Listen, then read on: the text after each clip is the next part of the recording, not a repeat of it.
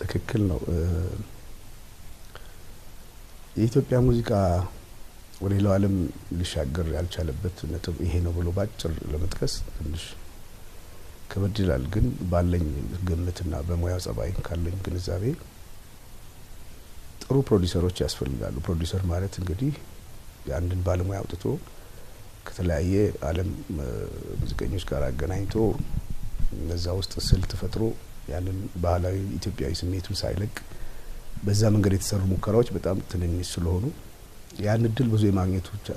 እድላችን ጠባብ ነበር ወደፊት ግን ይሄ ይቀየራል ብዬ ተስፋ አደርጋለሁ የተሞከሩም ነገሮች አሉ ለዛ ግን አንድ ፈር የሚቀድ ነገር ያስፈልጋል ይሄ ደግሞ የኛ ተግባር ይመስለኛል ይሁላችሁ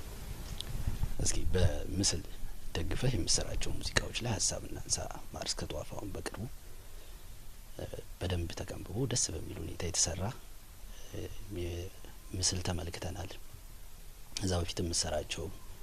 ከፍ ያሉ ስራዎች አሉ አንተ አትሳተፍባቸውም ይባላል እዚህኛው